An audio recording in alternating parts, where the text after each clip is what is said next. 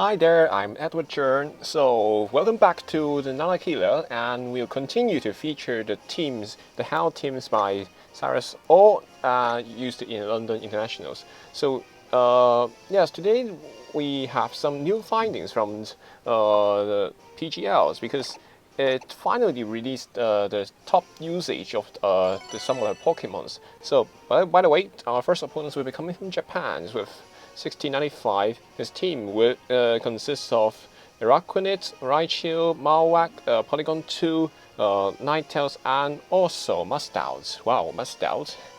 It's a long time that I haven't seen a Mustout here.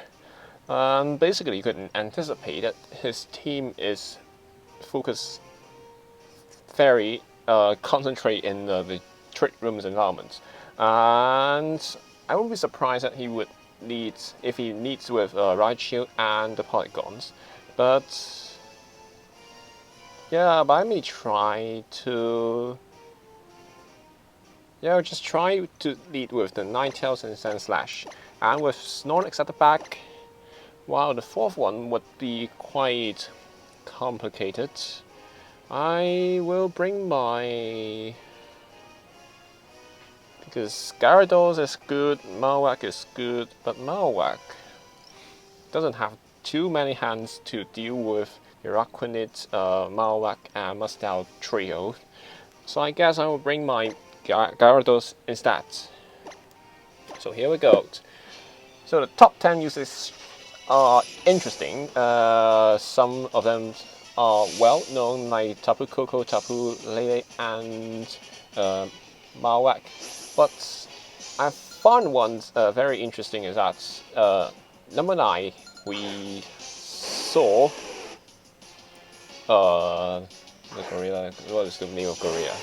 Suddenly forgot about it. Yeah, Orangaroos, yes. So here we are, we jump into the game. Our opponents would lead with Ninetales and Polygons. So the Dinos would increase its special attacks here.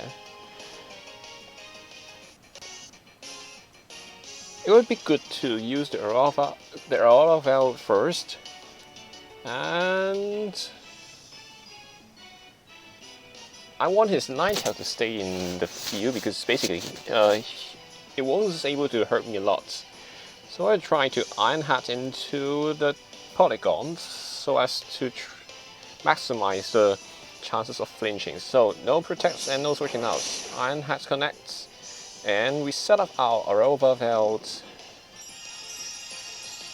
So what will we see from Ninetales? Yes, Ninetales will also set up his Aurora Veld. So I think it might be a long game here because setting up a very defensive wall for both of us would make this eventually longer. So I will continue to go for a move onto the Polygon 2 because I don't really want to knock out the Ninetales at this moment. So Iron Hat connects. Is there any flinching anymore? But we see an Anchor. Wow, that's quite rare here because Anchor you need to fight with the speed ties, and he eventually won it. So there is Ash Shadow Walls coming onto our Ninetales, which is not a good idea.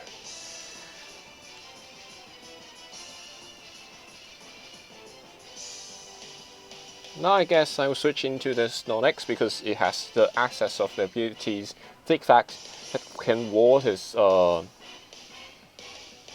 they can ward the ice type very well. And I will try Polygon, still one of the biggest threats here. I guess this turn I will try to target onto the Ninetales here.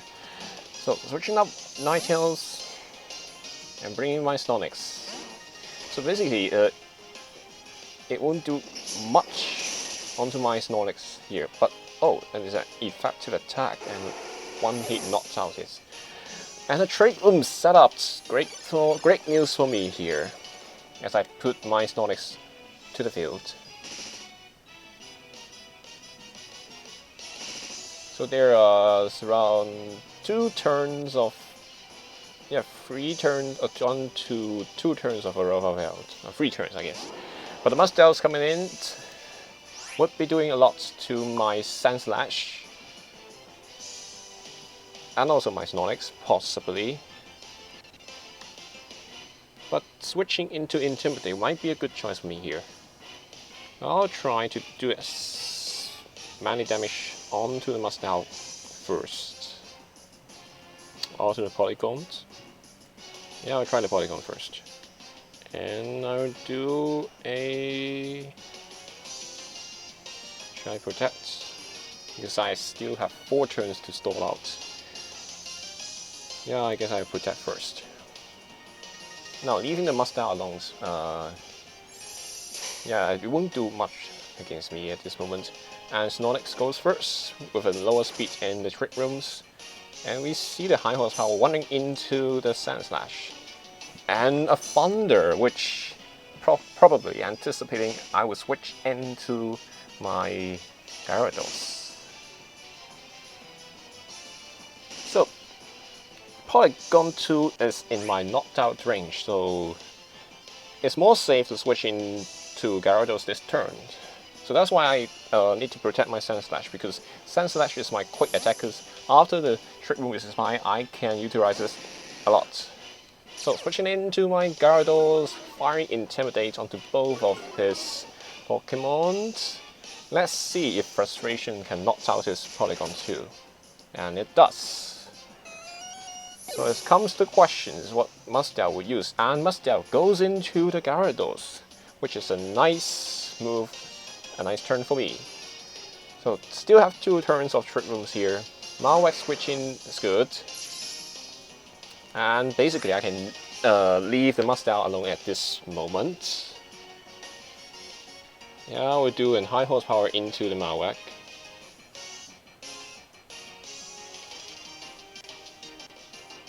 I guess I would just protect first. Yeah, I need to restore out some of the Trick Rooms here. So Ninetales without the Focus Sash is indeed a very interesting pick. So we see the Mustel using a Rock Slice onto both of my Pokemons, but Gyarados is protected. And we do see the Flare Blaze. I don't hope to receive any unlucky burn. So, no burns. Good.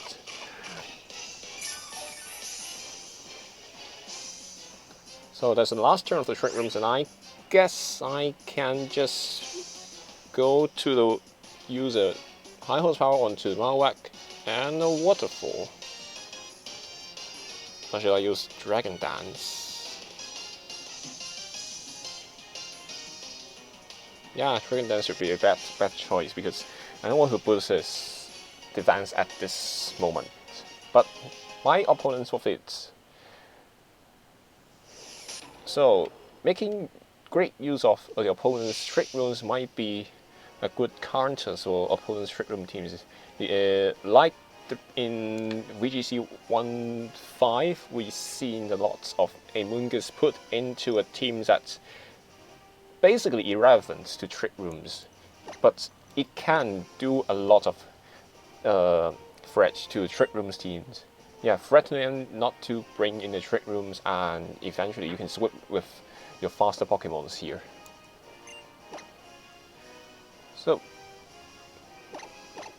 it's quite another thing I found quite confusing is that the top 10's Pokemons, Polygon 2 only occupies on the 7th or 8th positions, because we've seen a lot of Polygons 2 using Toxic and storing tricks in the London Internationals, but we don't see it often in the same as in the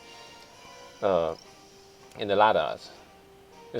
Maybe it's because the London International challenges best of 3 matches, and we in the ladder we are playing with best of 1. But we are seeing another opponents from Japan with a teams of Polygon C, Tapu Lele, Incineroar, Ninetales, Gyarados, and a Metagross. Wow, sitting right in 1915 something is obviously a very strong opponent. It seems that my Hell needs wouldn't work much.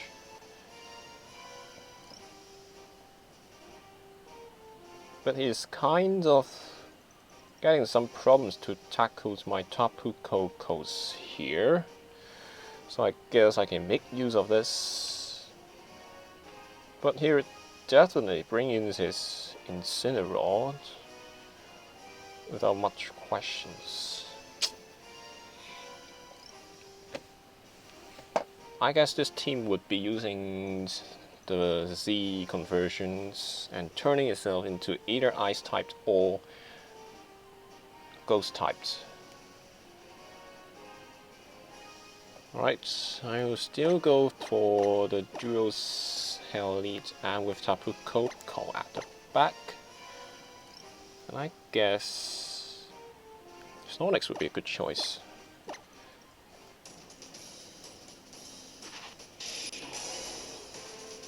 Yep, here we go. But some of the Pokemons that really have a good potential in the future is not shown on the top 10 list. So we see the Incineroar and Polygon Z lead, and we have Sandslash and Ninetales. Great. So we'll anticipate a Fake Out and Z conversions here.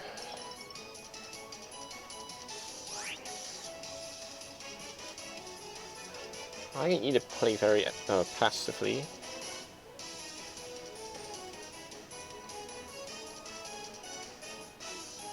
because I don't want to lose my Ninetales so early.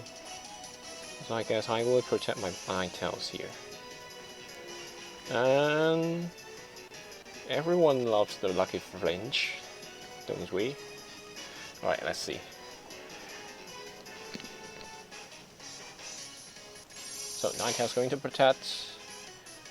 The Fake Out is going on to the Sandslash. Great. Not a really good turn for me here. But we do see the Hyper Beam onto Ninetales, which is quite rare.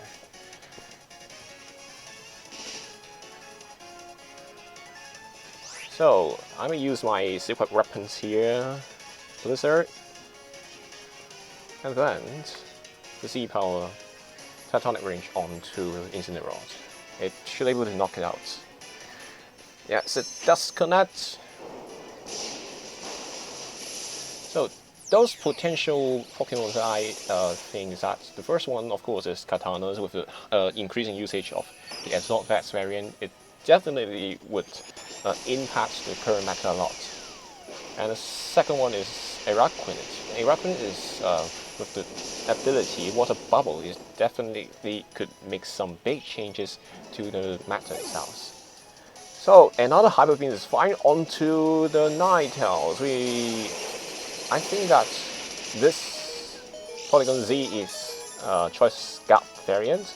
The Blizzard connects here. So the second question is, yeah, but the Polygon Z is in the knockout range of Sandslash. So, and after the firing of this attack, we see Metagross coming in here first. Yeah, there's still an option of Bullet Punch.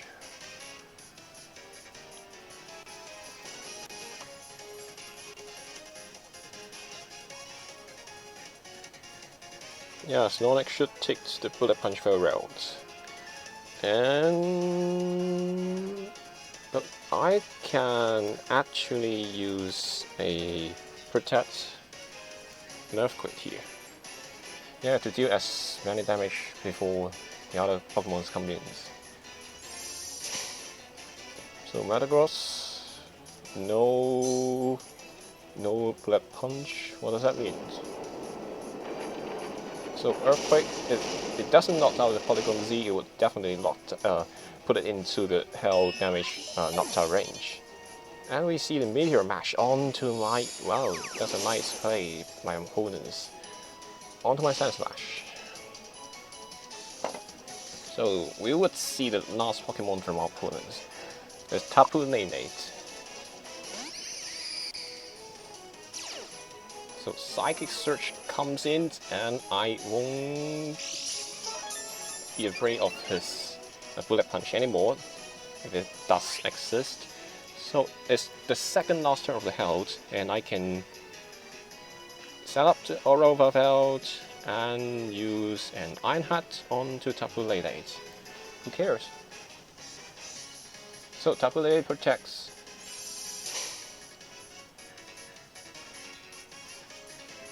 So the Veil's set up, which would definitely help Snorlax and the Tapu Koko at the back. And we see the Earthquake should be able to knock out both of my Pokemons here.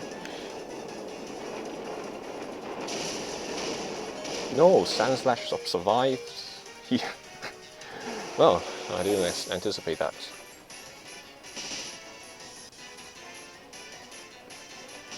I still want to keep his Psychic Terrains alive in case he had any Bullet Punch, so I just put my Snorlax onto the front first. So Snorlax still have the access of the high horsepower and Sand Slash. Of course, it will cause the Iron Hat towards the Tapu Lele. Yes, Katana, Araquanid. Araquanid is definitely unused because with Water Bubbles and very strong water moves, it definitely would gain positions in teams like the Trick Rooms and even non-Trick Rooms environments. And we see the Earthquake knocking out my Sand Slash and doing a very little damage onto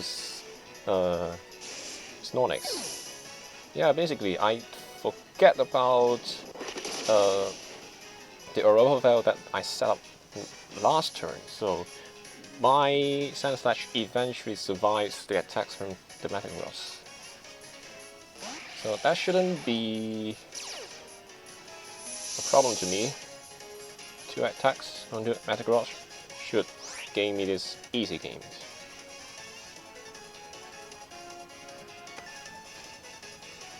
So in the next episode I would talk more about some of my new favorite Pokemons here.